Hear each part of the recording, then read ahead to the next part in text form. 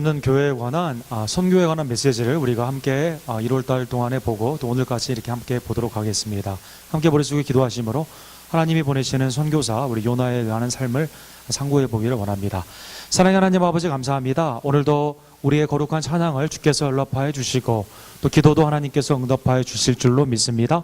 이 시간 하나님의 영원한 진리의 말씀을 믿음으로 받기를 간절히 원하오니 우리의 마음을 열어주시고 깨닫게 해주시고 행하게 해주시며 하나님의 놀라운 말씀의 능력을 체험할 수 있도록 주님 이 시간 역사하여 주시옵소서. 예수 그리스도의 이름으로 간절히 기도드립니다.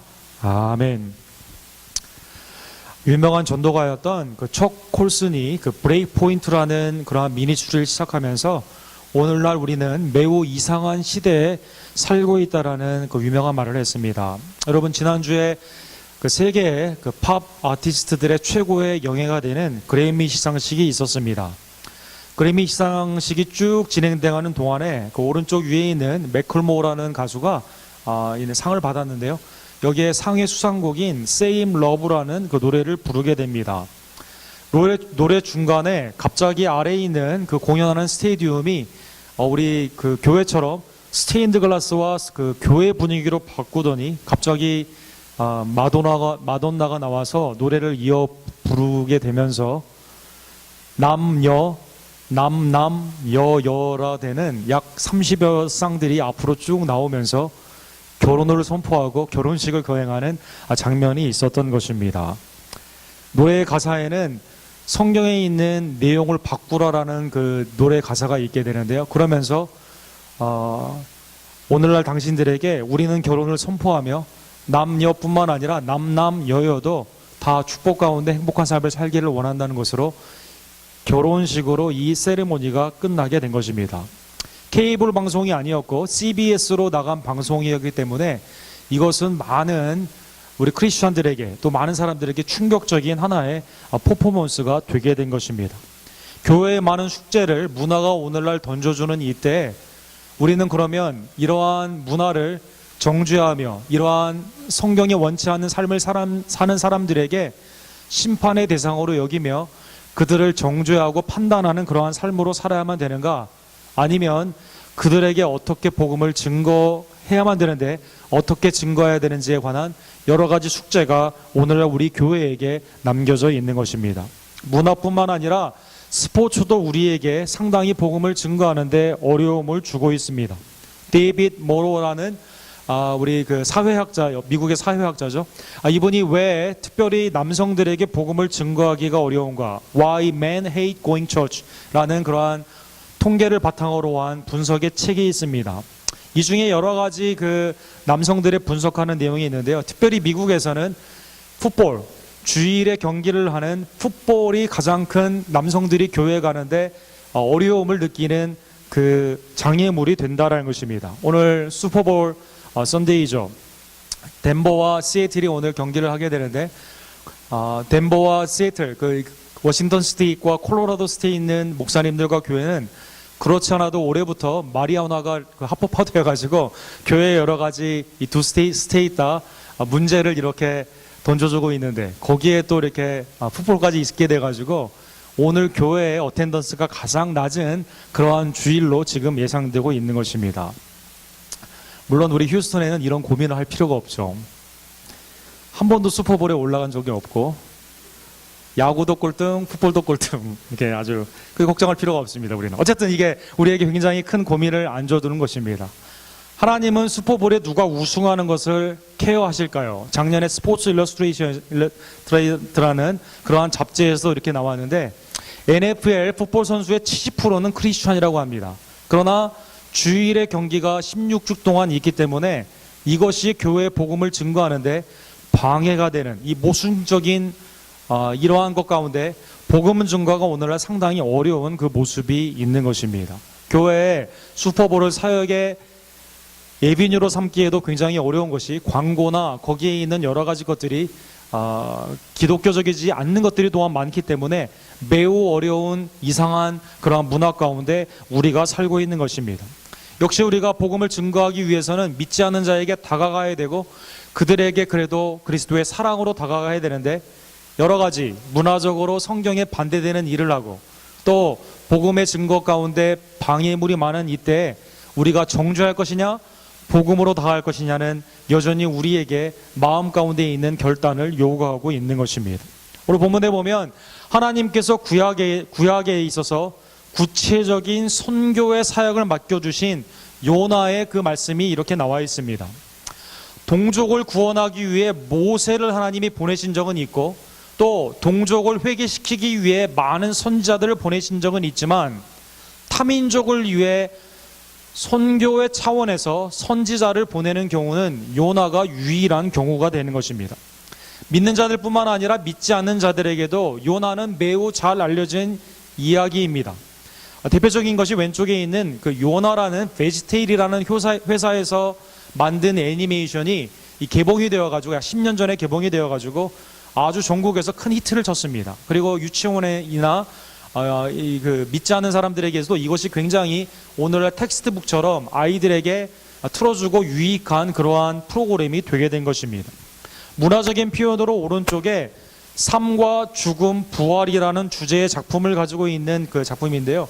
이렇게 여러 가지 사람들이 요나의 물고기에 들어갔다 나온 사건들을 이렇게 비유적으로 복음 가운데 많이 사용하고 있는 것입니다.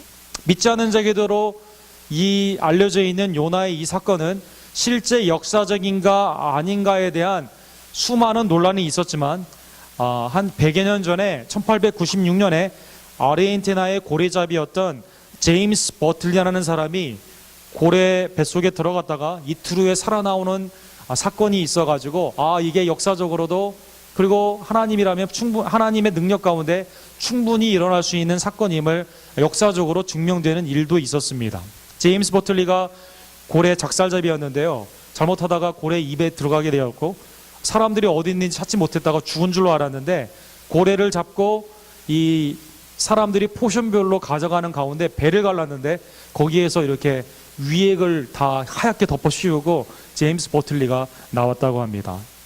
2달 동안의 병원에 입원했고요. 그리고 나중에 회복하는데 상당히 오랫동안 기간이 있었다고 하는데 요나와 비슷한 사건도 이렇게 역사적으로 있다라는 것입니다. 자, 이러한 전제를 가지고 오늘 본문을 보기를 원합니다. 먼저 왜 오늘 본문에서 요나가 화를 내고 성을 내고 있는가를 1장, 2장, 3장의 배경을 우리는 꼭 알아야만 될 것입니다. 하나님은 북이스라엘을 심판하기 위해 아수르라는 나라를 보내서 이스라엘을 8세기에 멸망을 시킵니다.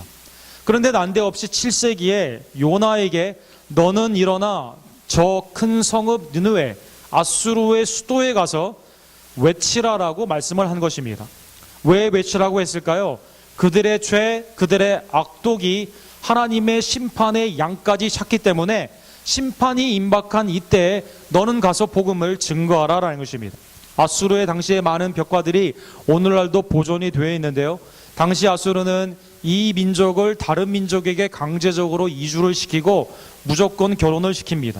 그리고 땅을 완전히 초토화시키고 그곳에 가서 또 다른 민족들을 데려와서 농사일을 시키게 하는 혼합 정치를 쓰게 되고 말을 듣지 않으면 이렇게 많은 사람들을 잔혹하게 죽이는 매우 폭력적인 민족이었다라는 것입니다. 요나의 상식, 유대인의 상식으로는 북이스라엘을 망하게 한 원수들에게 가서 복음을 증거하라는 이 말은 매우 인간적으로 받아들이기가 어려웠던 것입니다. 그래서 요나, 하나님의 부르심과 보내심의 명령이 있는 이 요나가 오른쪽 위로 가는 아수르로 가는 것이 아니라 왼쪽 끝으로 가는 스페인으로 가기 위해 그는 도망가게 된 것입니다. 도망가게 되었을 때 어떻게 합니까? 하나님은 그 배에 풍랑을 보내주시죠. 선원들은 배를 가볍게 하기 위해서 모든 것을 버리지만 여전히 풍랑이 가시지가 않습니다. 그러다 요나가 자기가 아수르로 가야 되는데 반대편으로 불순종하며 가고 있다, 나를 물에 던지라고 하니까 선원들이 또 물에 던지게 됩니다. 물에 던지게 되니까 하나님이 예비하신 물고기가 요나를 삼키게 됩니다. 삼키는 그 장면 가운데 요나가 드디어 물고기 뱃속에 들어가서야 구원이 하나님께 속해 있구나, 내가 하나님의 복음을 증거하라는 그 말씀에 순종해야겠구나라는 생각을 하게 됩니다. 회개의 그 순간에 물고기가 요나를 뱉어내게 된다라는 것입니다. 그 장면이 2장 4절에 이렇게 나와 있습니다. 내가 주의 목전에서 쫓겨났을지라도 다시 주의 성전을 바라보겠다 하였나이다. 회개하는 요나에게 물고기 뱃속에까지 하나님께서는 예비하여 주시사 인생의 가장 밑바닥의 포인트에서 요나를 하나님께서 회개시켜 주신 것입니다. 요즘 냅킨 노트라는 아주 정말 그 한 아버지의 그 딸의 점심을 싸주고 그 냅킨에 아버지가 쓰는 그 말이 요즘 큰 화제가 되고 있습니다. 갓 캐리건이라는 이분은 어렸을 때 주님을 믿었다가 자기의 인생의 정욕을 위해 수많은 인생의 방황의 가다가 아내와도 이렇게 그 가정이 깨어지게 되고 딸을 혼자 키우게 되었다고 합니다. 딸이 중학교에 있을 때 안타깝게도 불치의 병에 걸려서 자기가 이제 죽게 되는 것을 깨닫게 됩니다. 그리고 그때부터 딸을 위해 내가 해줄 수 있는 것은 무엇인가? 회개하는 마음으로 하나님을 다시 믿는 그러한 새 출발로 딸에게 냅킨에 성경 말씀을 써주고 유익되는 말씀을 써주기 시작하면서 이제 Dear Emma라는 냅킨 노트가 지금 이렇게 많이 이렇게 화제가 되고 있죠. 이분은 이렇게 말을 합니다. 인간은 죽음의 고난 앞에 자신의 지식, 경험, 과학이 소용이 없음을 깨달았을 때 비로소 하나님을 찾게 된다. 다른 모든 인간들의 이야기뿐만 아니라 이분의 실질적인 자신의 간증의 말이다라는 것이죠. 그리고 딸을 위해 쭉 쓰게 되는 800여 개의 이제 메일의 노트를 쓰게 되는데 그 과정 가운데 딸과의 사랑이 회복되게 되고 믿음이 회복되게 되는 그 경험을 그가 이렇게 소개하고 있는 것입니다. 우리가 언제 진정으로 회개를 하게 될까요? 우리가 언제 진정으로 나의 삶이, 나의 지식, 나의 경륜, 내가 할 수 있는 그 능력으로 사는 것이 아니라 나를 지으시고 구원하신 하나님께 의지해야만 된다는 그 생각을 하게 되는 그 터닝 포인트는 어디에 있을까요?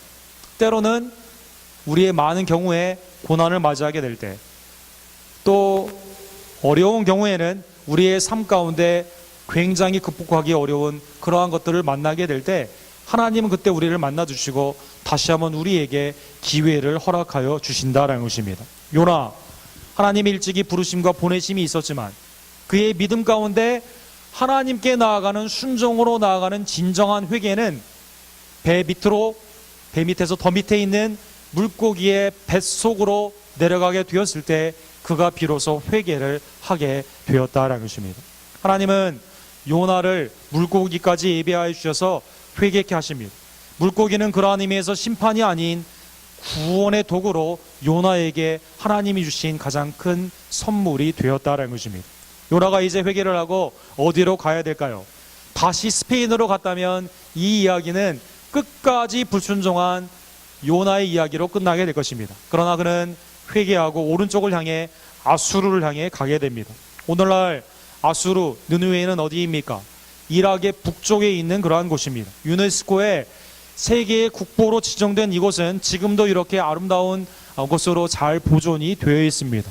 이곳은 매우 넓은 곳으로 12km, 15m, 10m나 되는 그러한 두께의 성둘레로 되어 있고 또 당시에도 아이만 12만 명이 살 정도로 매우 유력한 큰 도시였던 것입니다.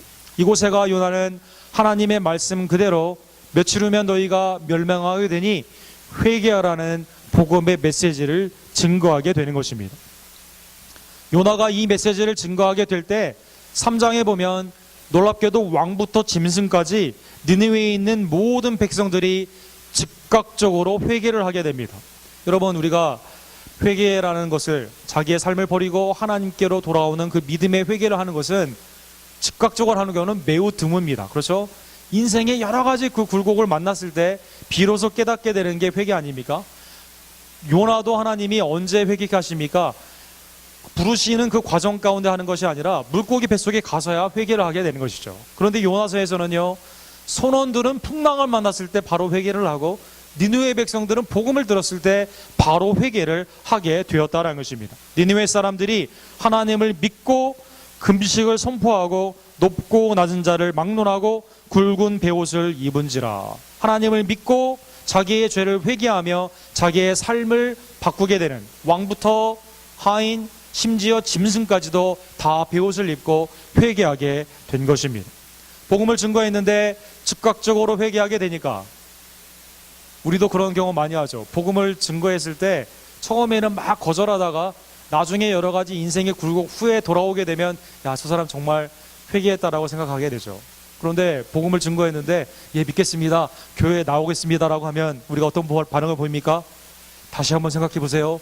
지금 복음을 잘못 들은 거 아닙니까? 이거 그런 결단이 어떻게 이렇게 쉽게 하는 게 아닙니다.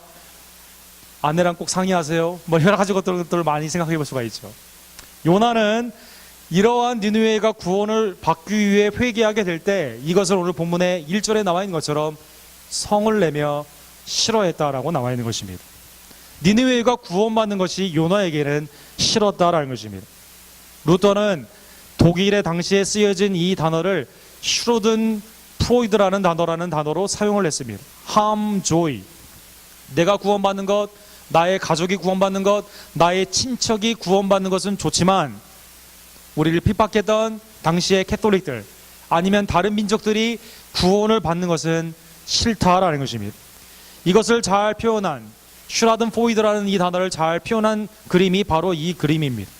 이 그림에 보면 수도사들이 자기의 그 나귀를 들고 잘 데리고 왔습니다. 그런데 어떤 한 수도사가 나귀가 말을 듣지 않기 때문에 전전긍긍하면서 왜 이렇게 말을 듣지 않는가 굉장히 노력하고 있습니다. 그런데 아무도 도와주지 않습니다. 다른 수도사의 얼굴을 잘 보십시오. 어떻게 하고 있습니까? 다 기뻐하며 웃고 있다라는 것입니다. 다른 사람의 불행이 나의 기쁨의 원인이 되는 것입니다. 나에게 있어서의 어떤 사람이 친절하다고 했을 때 그 사람이 다른 사람에게 학대를 했을 경우 매우 기쁘다라는 것이죠. 나에게 어떤 사람이 도움을 주게 되었을 때 이 도움은 나에서 끝나야만 됩니다. 줄을 섰습니다. 5명, 선착순 5명만 이 상을 받는다고 합니다. 내가 5번째 섰어요. 줄이 딱 끊겼어요. 6번째 온 사람에게는 그 상이 가지 않습니다. 너무 고소한 겁니다. 너무 다행이에요. 나에게 끝난 것이. 그런데 그 사람이 갑자기 정책을 바꿔가지고 6번째 온 사람에게도 상을 주겠다고 하면 안 돼요. 왜 그러냐면 그 사람이 불행해지고 나는 행복해지는 것이 극대적인 최대의 행복이기 때문이다라는 것입니다. 우리의 죄성 가운데 가장 깊이 잠자고 있는 슈라든 포이드, 다른 사람의 불행이 나의 행복의 근원이 되는 것처럼 느느웨는 심판을 받아야만 됩니다. 하나님의 구원을 받으면 되지 않습니다. 유대인만, 아브라함의 생리적인 자손만 구원을 받아야 되지 그 사람들은 멸망해야만 된다라는 것입니다. 그런데 하나님은 그들에게도 친절합니다. 그들도 구원하십니다. 그들의 죄도 지금 구원해 주고 계시다라는 것입니다. 하나님의 이러한 성품을 요나는 너무나 잘 알고 있었습니다. 내가 이럴 줄 알았기 때문에 복음을 증거하지 않겠다고 한 거 아닙니까? 근데 이럴 줄 알고 내가 도망을 가기를 원했습니다라고 하나님께 항의를 하는 것입니다. 그의 항의에는 하나님의 요나뿐만 아니라 유대인뿐만 아니라 아수르도 포함하는 하나님의 은혜, 자비, 노하기를 더디하시며 인애가 크시며 재앙을 돌이켜 구원하시는 하나님의 성품이 들어가 있다는 것입니다. 주께서는 은혜로우시며 자비로우시며 노하기를 더디하시며 인애가 크시사 뜻을 돌이켜 재앙을 내리지 아니하시는 하나님인 줄을 내가 알았음이니이다. 사랑하는 성도 여러분, 구원이 나에게만 속해 있다면, 나의 가정에만 속해 있다면 우리는 전도할 아무런 이유가 없는 것입니다. 하나님이 나와 나의 가족, 우리 민족만 사랑하신다면 우리는 선교할 필요가 없다라는 것입니다. 놀랍게도 하나님은 어떠한 분이십니까? 하나님은 자비와 긍휼과 공의 가운데 죄인을 그리스도를 통해 구원하신 것을 매우 기뻐하시는 하나님이신 것입니다. 그들의 라이프 스타일이 비록 잘못되어 있다 하더라도, 비록 그들이 교회 핍박자다 하더라도 여전히 그들에게 복음을 증거하기를 원하고 계신다라는 것입니다. 요나, 얼마나 우리의 모순, 죄인의 모순적인 삶을 잘 드러내고 있는지 모릅니다. 6절과 7절과 8절에 보면 박넝쿨이 이제 요나에게 그늘을 만들어줄 때는 요나가 매우 기뻐합니다.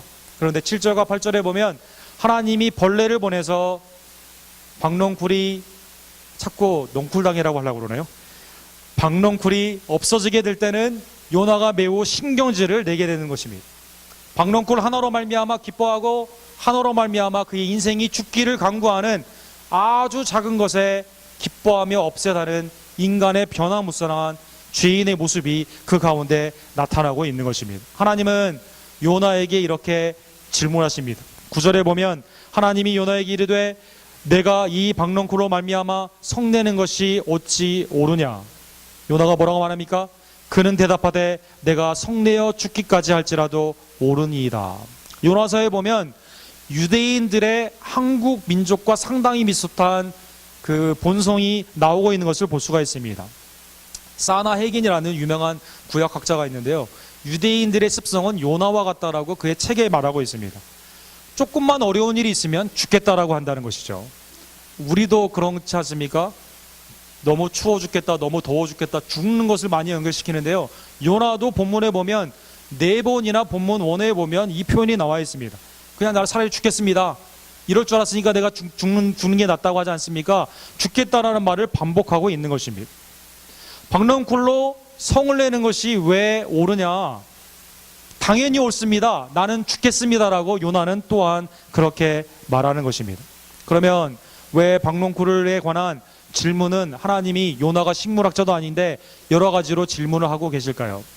여기에 요나서, 성경, 그리고 우리에게 주시는 절대 진리가 이 가운데 나타나 있습니다. 하나님의 대답이 11절과 12절에 나와 있습니다.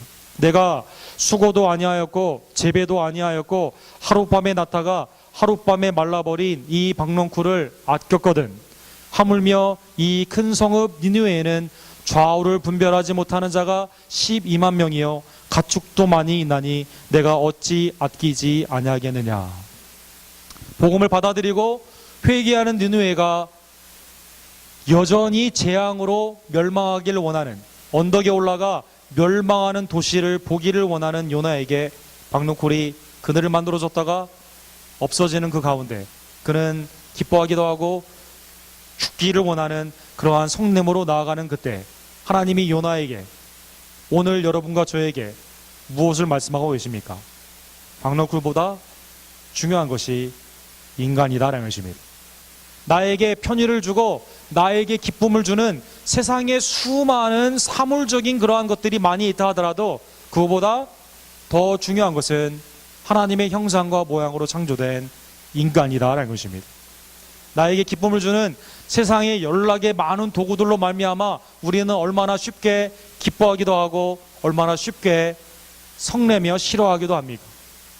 그것이 내가 강구하는 기호, 취미, 또 물건, 차, 직장, 자동차, 그 집에 관한 그 모든 것들이 나에게 때로는 기쁨도 주고 때로는 나에게 실증도 주는 그것들이, 거기에 우리의 삶이 매달려 있는 그때 하나님은 여러분과 저에게 질문하고 계시다라는 것입니다. 내가 어찌 니느웨를 아끼지 아니하겠느냐? 내가 어찌 너의 이웃을 아끼지 아니하겠느냐?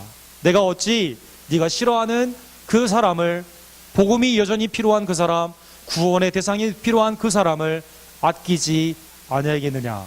하나님은 여러분과 저에게 그렇게 질문하고 계신다라는 것입니다. 요나는 깨달았습니다. 요나가 깨달은 것은 무엇입니까? 비록 싫다 하더라도, 비록 내가 원치 않는다 하더라도 하나님은 여전히 그 구원의 사역을 하나님의 복음 가운데 선지자들을 통해, 복음을 증거하는 자들을 통해 그 역사를 이어가기를 원하시는 그 하나님의 마음을 그가 깨닫게 된 것입니다. 바울사도는 로마서 3장 29절에 유대인들에게 대해 이렇게 말을 합니다. 하나님은 다만 유대인의 하나님이시냐? 또한 이방인의 하나님은 아니시냐? 진실로 이방인의 하나님도 되시느니라. 만약 유대인의 하나님만 되었다면 구약에서 성경이 끝났어야만 되며 여전히 유대인만을 위한 메시아를 유대인들은 기다려야만 될 것입니다. 그러나 하나님께서는 이미 구약에 다른 민족도 구원의 계획 가운데 포함하는 것을 보여주시고 요나를 통해 선지자로서, 선교사로서 보내시며 특별히 예언의 성취로서 예수 그리스도를 남녀노소, 유대인과 이방인의 구원주로 보내주시는 놀라운 하나님의 구원의 은총을 우리에게 허락하여 주셨다라는 것입니다. 사랑하는 성도 여러분, 이방인의 하나님이 된다는 이 믿음 가운데 수많은 사람들이 예루살렘과 유다와 사마리아와 땅끝까지 복음을 들고 가게 됩니다. 1800년대, 1900년대 20대의 젊은 영국, 미국, 호주에 있는 그 젊은이들이 복음을 들고 우리 한반도에 와서 복음을 증거하였기에 이방인의 하나님이 된다는 것을 여전히 그들이 복음을 증거하였기에 오늘 우리가 복음을 듣게 되고 이렇게 미국에 와서도 한인의 한옥권으로 우리가 예배를 드릴 수 있게 되었다라는 것입니다. 요나가 깨달은 하나님, 우리가 깨닫기를 원하는 하나님은 누구이십니까? 그는 모든 이의 죄와 허물을 용서하기를 기뻐하시는 하나님이십니다. 모든 사람이 예수 그리스도를 믿는 회개에 이르기를 원하시는 그러한 하나님이시다라는 것입니다. 그 이방의 사람들, 불신자를 향해서 지금도 하나님은 선지자, 사도, 그리고 오늘날 성도들을 만인의 제사장으로 보내고 계시는 것입니다. 그리고 여러분과 제가 때로는 불순종한다 하더라도 우리의 마음을 돌이켜 복음을 증거하는데 회개케 하시며 지금도 보내시고 계시다라는 것입니다. 사랑하는 성도 여러분, 이 부르심 앞에, 하나님의 거룩하신 이 소명 앞에 우리가 아멘하며 나아가는 복된 교회 성도의 삶이 되기를 간절히 원합니다. 세상을 우리가 어떻게 볼 것이냐? 사마리아를 불을 통해 멸망하기를 원했던 요한과 야고보, 느느웨가 멸망하기를 원했던 요나의 성화되지 못한 그러한 마음이 아니라 그들에게도 복음이 필요하며 정죄의 대상이 아닌 구원으로 우리가 복음을 들고 가야 되는 사랑의 대상으로 하나님은 우리를 보기를 원하시는 것입니다. 여러분, 영국이 해가 지지 않는 나라 가운데 가는 기여를 한 것이 당시에 많은 침략적인 제국주의에 많은 그 사람들이 있었죠. 그 중에 대표적인 분이 세실 로드라는 분입니다. 이분의 이름을 따가지고 로드 스칼라라는 것이 생겨서 그 영연방에 미국을 포함한 많은 그 젊은이들이 영국에 가서 유학을 하게 되는 그 재단이 생기게 됩니다. 이분은 이렇게 말을 했습니다. 하나님이 모든 세계를 우리에게 주신 것은 영국을 위해 주셨다라고 말을 하면서 인도, 아프리카 수많은 나라들에게 침략을 하여 금, 은, 재산을 영국에 귀속시키는 그러한 일을 하게 된 것입니다. 이분으로 말미암아 오늘날 복음을 들고 영어권에 있는 사역자들이 가게 되면 아프리카와 수많은 아시아의 나라들이 야, 이 사람 또 말로는 복음을 증거한다고 하면서 우리의 재산을 탈취하는 거 아니냐, 많은 오해를 사게 되는 그러한 이유 중에 하나가 침략적 제국주의의 모습이었다고 합니다. 반대로 리빙스턴과 같은 선교사는 어떻게 말을 합니까? 데이비드 리빙스턴은 이렇게 말을 했습니다. 금, 은보다 귀한 한 영혼의 가치를 하나님이 귀중히 여기기 때문에 우리는 아프리카에 간다라고 그는 말한 것입니다. 그리고 그곳에 아프리카에서 순교하게 된 것입니다. 사랑하는 성도 여러분, 세상은 우리에게 문화를 통해, 심지어 스포츠를 통해 예수님을 믿는 것이 무엇인가에 관한 질문과 숙제를 던져주는 그러한 시기에 우리는 살고 있습니다.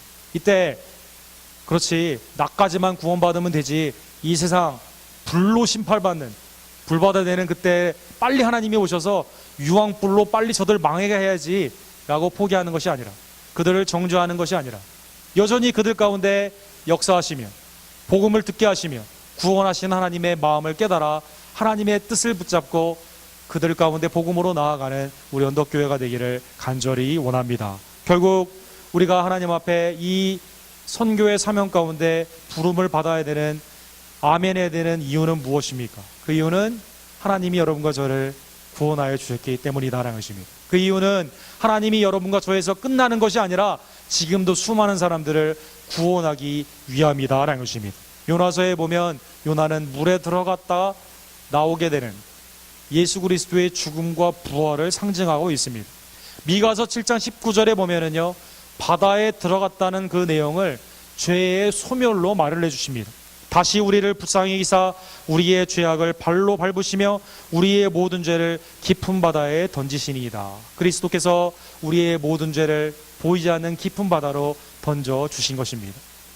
천국에 가면 바다가 있을까요? 천국에도 우리가 낚시할 수 있을까요? 계시록 21장 1절에 보면 또 내가 새 하늘과 새 땅을 보니 처음 하늘과 처음 땅이 없어졌고 바다도 다시 있지 않더라. 새 하늘과 새 땅, 새 바다라고 하지 않습니다. 왜 그렇습니까? 바다는 하나님이 우리의 모든 죄를 던져주신 그곳이기 때문에 천국에는 바다가 없습니다. 수정바다, 유리바다는 있지만 죄의 바다는 우리 가운데 없다라는 것입니다. 우리의 죄를 바다의 심연 가운데 던져주신, 다시 끄집어 올리지 아니하시고 그곳에서 구원해 주신 하나님의 은혜를 기억하며 여전히 그 구원의 사역이 그리스도의 십자가와 부활로 말미암아 복음의 증거를 통해서 오늘날 결실됨을 다시 한번 깨닫고, 주님 앞에 때로는 우리가 교회에 방해가 된다 하더라도, 때로는 하나님의 말씀에 어긋난 삶을 산다 하더라도 복음을 담대히 증거하는 구원의 사역 가운데 결실을 맺는 모든 성도님들의 삶, 우리 언덕교회 사역이 되기를 주님의 이름으로 간절히 축원합니다. 기도하겠습니다.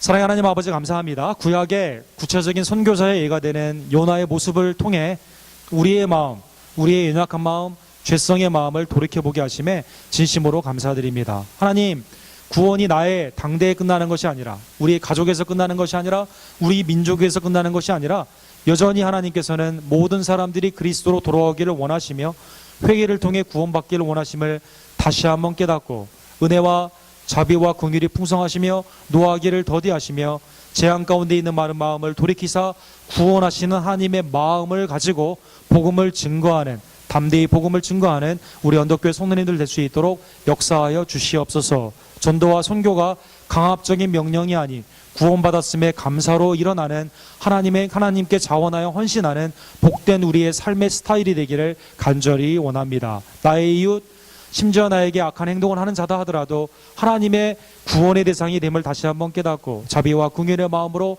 복음을 증거하는 사랑의 돌봄으로 나아가는 우리 언덕교회 모든 성도님들의 선교와 전도의 삶이 될 수 있도록 주님 축복하여 주시옵소서. 예수 그리스도의 이름으로 간절히 기도드립니다. 아멘.